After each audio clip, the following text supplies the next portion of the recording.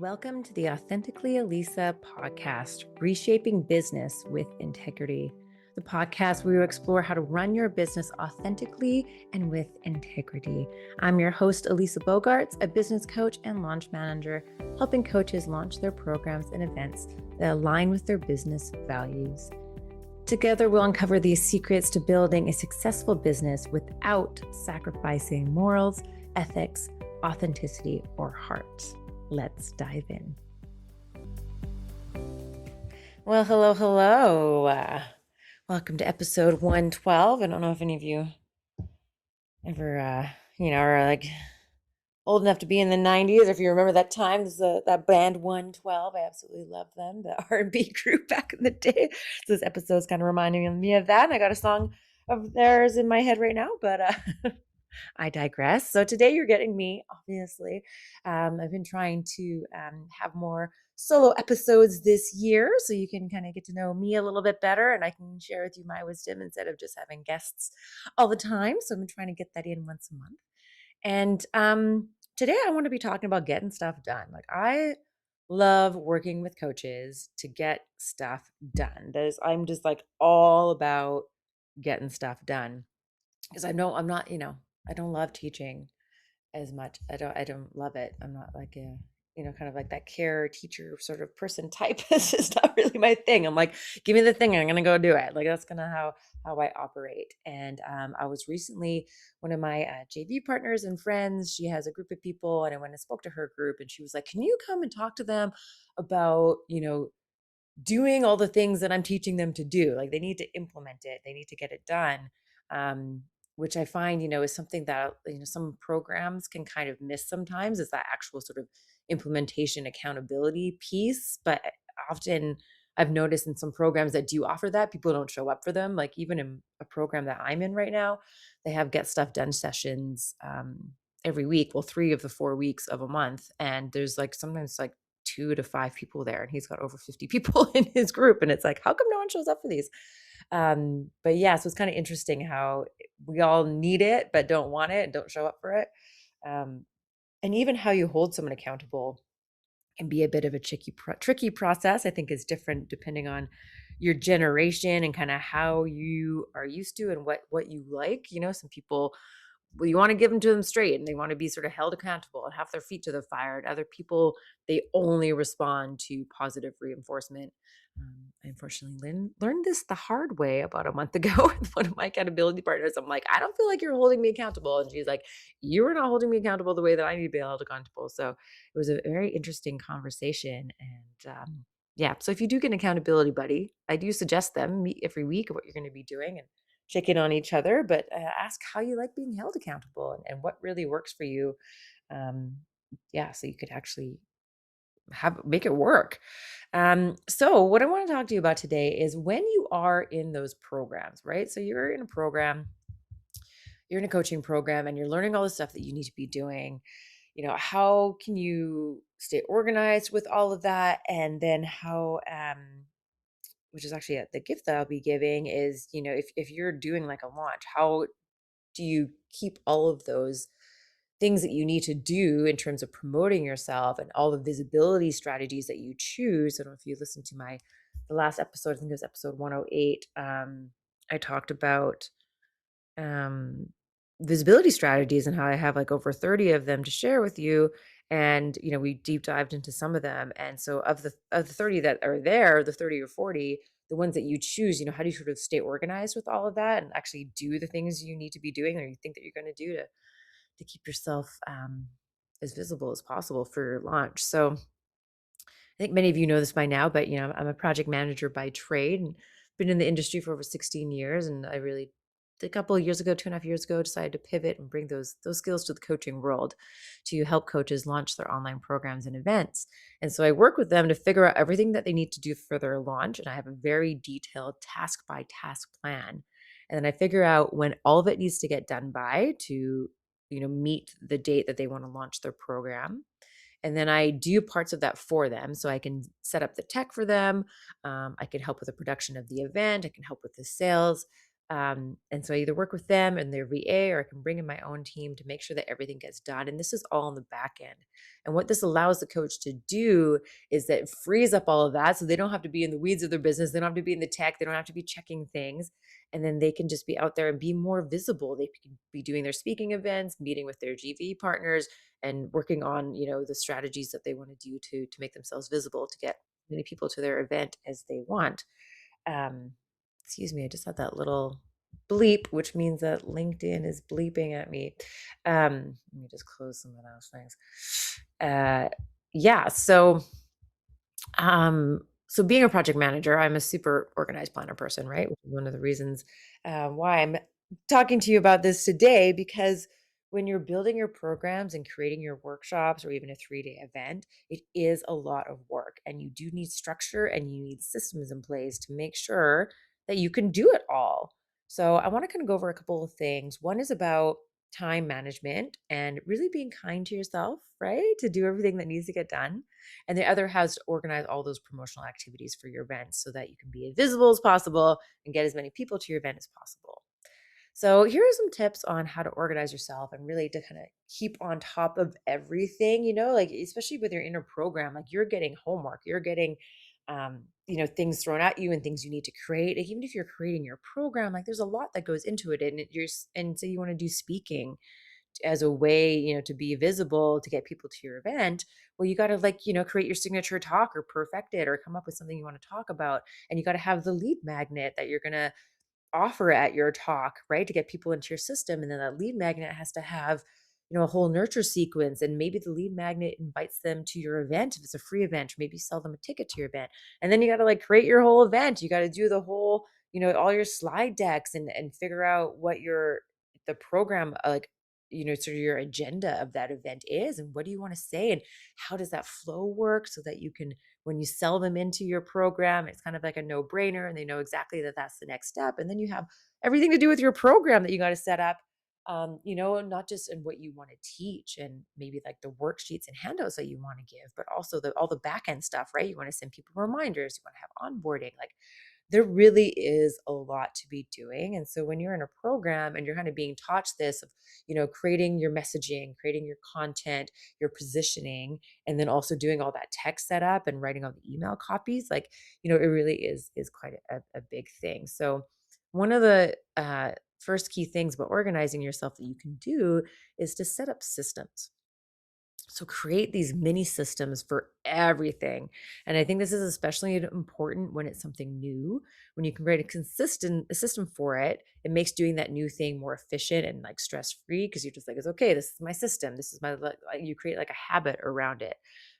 So for example, if you are in a program right now, or, say you're working with someone like me, where it's like, okay, here are the 10 tasks you got to do this week.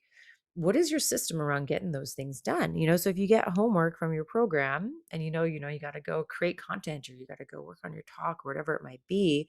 Um, so you got all this work to do. So a mini system could be that, right after the session that you get taught, maybe you could block your calendar out for 60 to 90 minutes. And so that while it's top of mind, so maybe right after the class, you could go take like a 15-minute break, recharge yourself, go for a little walk, maybe stand outside, get some fresh air, make yourself a coffee, go to the washroom, have a snack, whatever it may be. And then come back to your desk and do the task from the class right then and there. Because you have over an hour blocked out, and you can just get the stuff done. Because then it's like, it's top of mind, and you were just working on it, you were just taught it, so you probably have some good, like, creative juices flowing of the stuff you want to do, so you could just get it done right away, right then and there, right? And it's like a similar thing that I do, well, I try to do, and actually maybe I will implement this more, is like doing follow-up from a networking event, for example, right? So you can book some time right after the networking call to follow up with the people that you met. Like, you probably gathered emails, you probably gathered LinkedIn links, maybe you gathered calendar links, or maybe you want people to get on your calendars. You got to email them, connect with them, send them a message.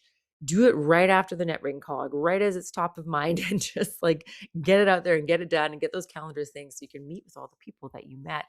I don't know how many times that I've not done that, and then I go back to the the networking call, like the next one, and then I see my notes and I'm like, oh yeah, oops. I was supposed to follow up with that person, or I end up being in a breakout room with them and I'm like, oh yeah, sorry, I was supposed to message you. Whoops. I'm like, we didn't follow up with each other. No blame or shame or anything, but it's just like, oh yeah, I should have done that. I mean, there's one networking thing that I go to and it's quarterly and I see that and I'm like, oh, it's been 3 months and I didn't follow up with anybody. Like, oops, so maybe I should do that right after, like actually booking time off. And especially if it's like a big networking event, it's like a multi-day thing, give yourself some time to like recoup, but then actually block it in your calendar. Do it right after the event. Um, so yeah, so if you are, somewhere near your computer and you're listening to this, I challenge you to pause this episode, go look at your calendar and block off time to get stuff done after your programs, after your networking events, whatever it is you might do. Go ahead and just do that right now. And I know that right now you may not have free time right after class, but maybe the next week you will, or maybe in 2 or 3 weeks you will. But eventually there will be that free time that you can block, So maybe it won't work this week because you have other meetings, but it'll eventually free up. So go ahead and just put it in your calendar and find the time to do the stuff that you need to do. Another thing, so especially around launching a program. So when you are launching a program, usually there's an event. So you have your program start date, and maybe a week or two before that, you do an event. And in the event is where you sell your program. And so there's a whole promotional period that happens before your event. And so this next strategy and tip I want to give you is to block out that promotional period on your calendar. Right? One of the first things that I get my clients to do is to do that. So I get them to commit to when their event's going to be, and then we figure out that promotional period from there. So let's say that you're doing, like a free masterclass or something like that. It's like an hour long. Their promotional period is probably 7 to 10 days, could be up to 14 days before that, where you actually be doing all your promotion and where you need to be, visible in that time. So I get my clients to actually block out those full days for that whole 2 weeks. I get them to block their calendar every day, all day, so that nobody can book meetings with you.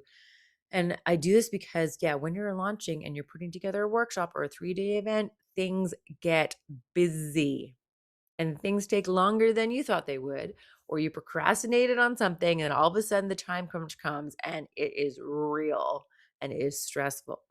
I know a client of mine was so busy with too many programs. She was in so many different programs that she didn't give herself enough time to promote her event. And she was a bit too late and she didn't get as many people to the event as she wanted to. And so it was really disappointing. And, despite how much I worked with her and it was like, you got to do these things, she just simply didn't have time. And so this is where we really want to be kind to ourselves and give ourselves time to get what needs to get done, and enough time to promote our events, enough time to be visible. So, think about the next event that you got coming up and calculate those promotion period, right? So if it's like a free event, a masterclass or something like that, it's like 7 to 10 days, could be up to 14 days. If it's like a summit, I would say give it like 4 weeks because people need to block out more time. If it's a 3-day event, you can do up to 2 months of promotion. Definitely like 60 to 30 days is when you want to start promoting beforehand. And then go and block that. Okay, so if you're doing a 3-day event, I don't know if you want to block out 2 months, but definitely that last month. And the whole idea is that you want to block it out for that time so no one else can book a call with you. So of course you still want to honor, your client calls and your time in your programs and things like that. And just like we talked about, the time to do the homework. But other than that, your calendar should only be about promotion. So sometimes I will like book a call on someone's calendar. Like the other day I had this JV partner. She's actually here in Vancouver. And we saw each other at a networking event. We're like, oh my God, we should connect. Like, awesome. She gave me her calendar link and I was able to book it the next week. And then we get on the call and she's like, oh yeah, no, I got this 3-day event in like 2 days. And my thought was, why are you meeting with me? This should be a super low priority. Like what we're talking about right now has got nothing to do with your event. This is just a catch-up call to see how we can support each other. It's obviously too late for me to support your event. So, like I was shocked that I was able to get on her calendar.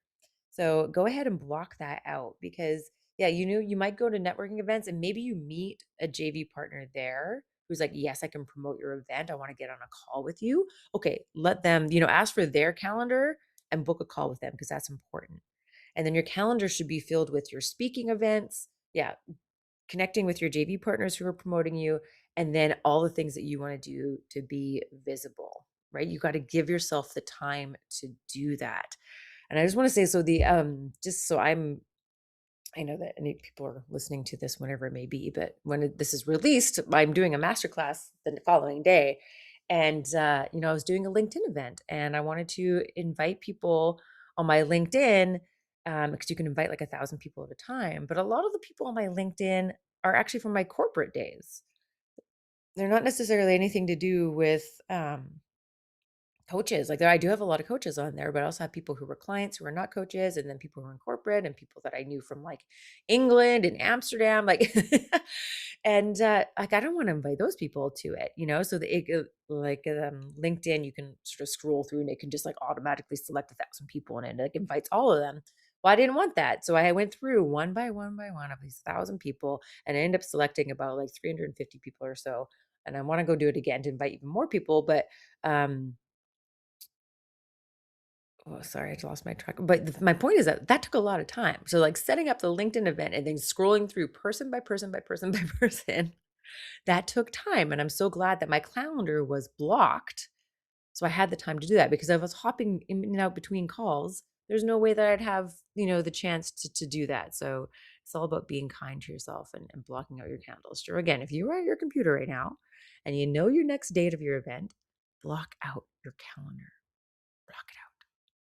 And again, it's not that you can't have any meetings in there. And of course, you want to be doing stuff for your visibility. You want to be doing LinkedIn lives. You want to be speaking, doing all these things. But that's the stuff that goes into your calendar because it directly relates to your event.